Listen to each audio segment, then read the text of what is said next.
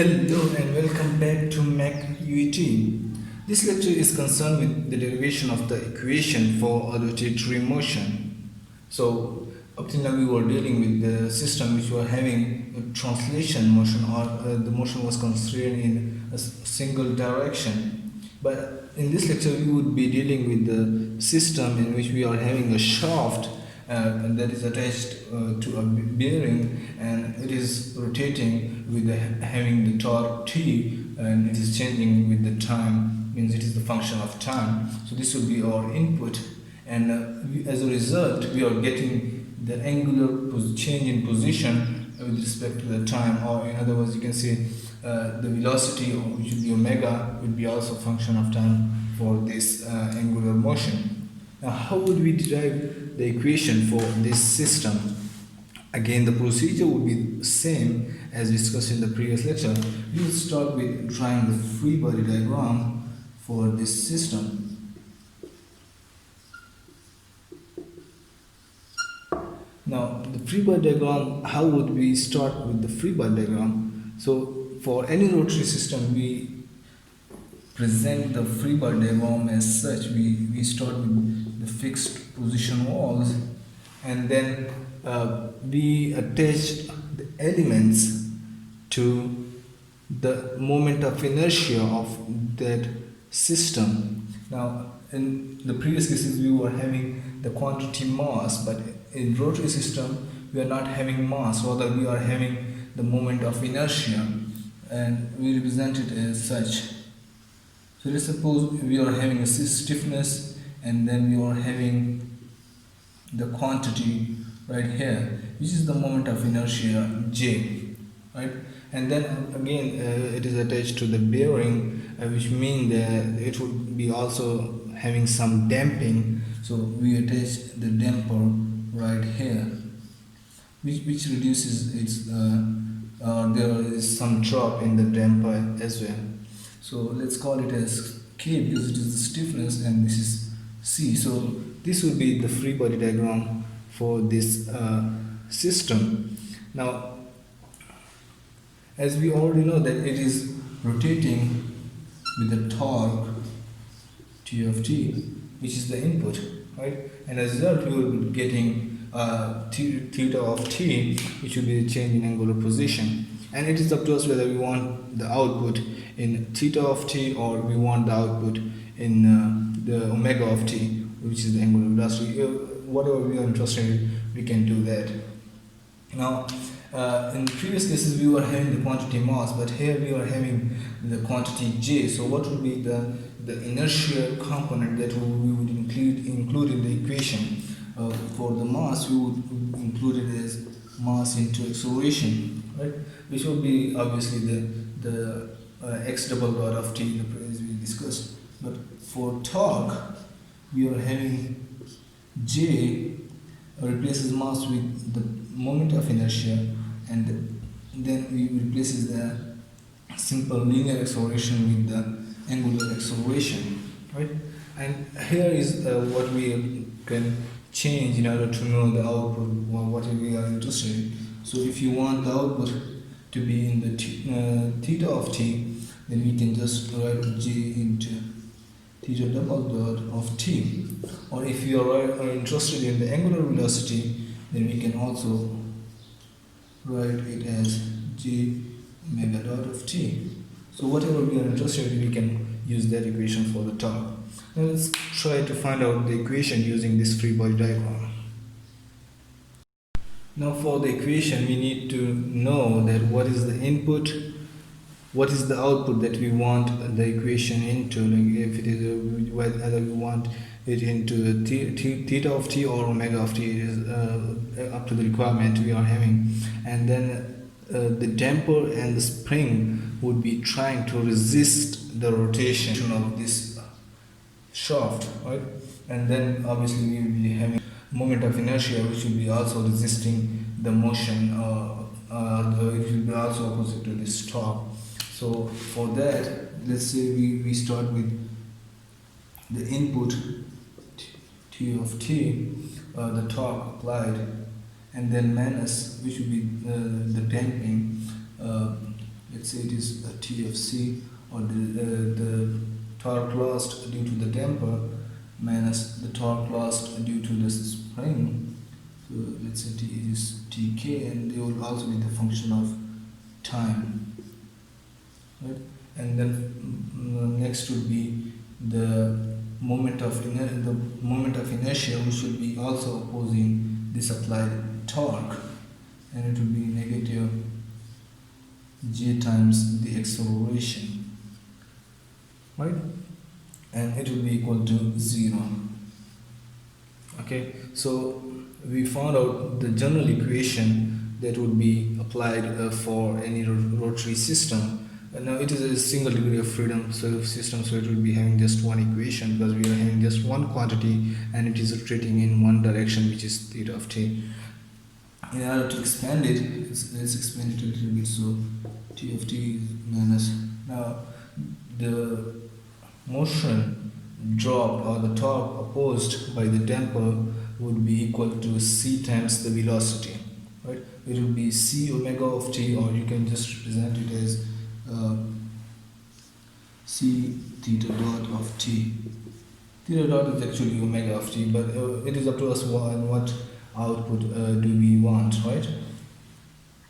And then negative. Now torque drop due to the spring would be k into theta of t, which means the k into this displacement, but here we are having angular motion, so it will be k theta of t.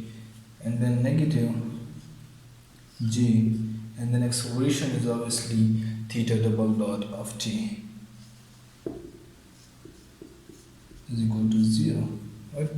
So as per the standard form, we need to keep the input on one side and take all other on the other side. So the standard form of the equation would be j theta double dot plus c theta dot of t plus k theta of t,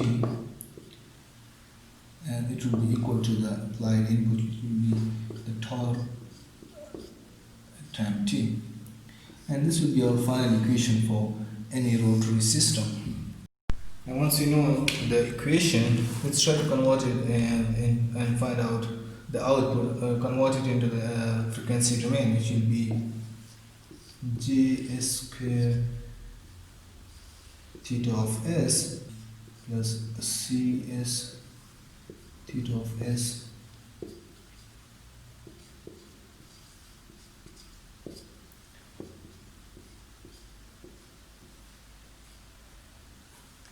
okay, so this will be our final equation in the frequency domain, and then we would try to find out the output, which is theta of s, by taking theta of s common and taking the other terms and dividing it over here. So it will be equal to t of s divided by js square plus cs plus k. Okay, so this will be our final output of the rotary system with a single degree of freedom. And again, if you want to find out in theta of t, then you have to take the inverse Laplace of this equation, then that convert the theta of s into theta of t, right? I hope it is clear that how can you find out the equation for the rotary system up to now. Now what if we are having a system, a rotary system with 2 degrees of freedom, which means we are having 2 shafts rather than 1 shaft, and they are connected by a stiffness K, and having 2 dampers in the system as well. So how would we find the equation, the governing equations for this system, as it is 2 degrees of freedom system? And for this one, we can find the equation just by taking finding the free body diagrams for each one and going through the same procedure that we did in the previous lecture. But let's try to use the formula that we studied in the previous lecture and try to find out the equations directly. So the formula states that we have to sum the elements attached to the first component, right, and multiply it with the variable or the output that we want to find out, right? So we have to find out the elements attached to the first component. We are having a damper and the stiffness attached to this component. So we would sum them, and obviously the torque damped by the C1 would be C1s, right? And the torque damped by this stiffness would be, and then we also need to add the inertial component, the moment of inertia in this case, which is a moment of inertia, thus J1s square, and then multiply it with the output that we want, it is theta 1 of s, and then subtract the sum of the common elements. So there is just one common element in this case, which is k, or the stiffness, and multiply it with the output of the second component. So you will get k, and it will be multiplied by theta 2 of s, right? And then equate it to the input applied on the first component, and the input applied is the torque T of t, right? So, T of s, it is in the frequency domain now. So T of s, right? So this will be our first equation for this system. Now what will be our second equation? Again, we have to use the same formula, using the second component as our main component, and that will provide us with the second equation. So again, summing the components attached to this component, which is again k and C2, so we will get the C2s plus k plus moment of inertia of this component, which is G2s square, and multiply it with the output of that component,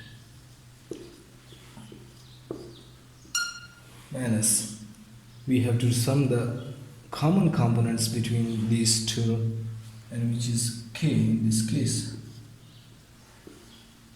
and multiply it with the other output, we use theta 1s,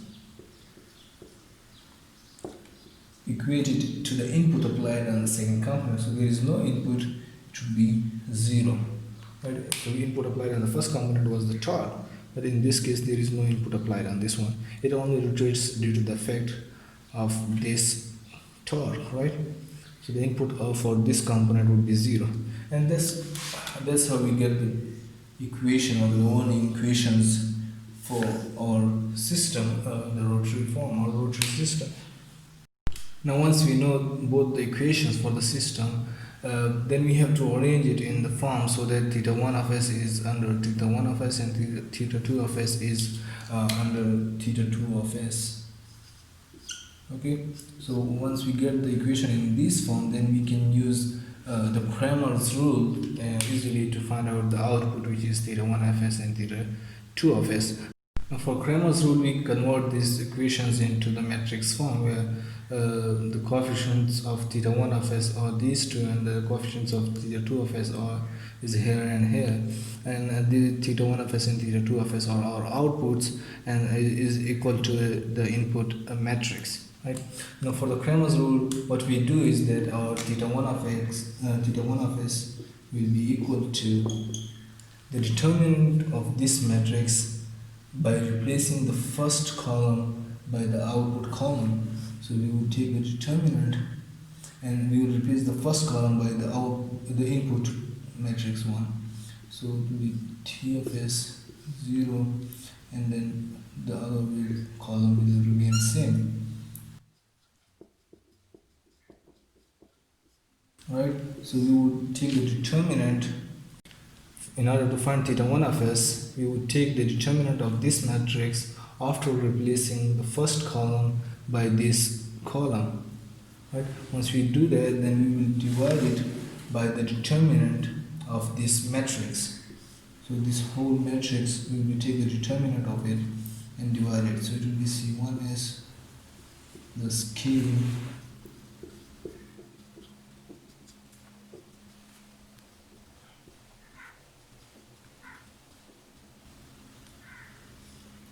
And after solving this, we would get to the output that we want, which is theta 1 of s. And same is the procedure that you would do in order to find out theta 2 of s.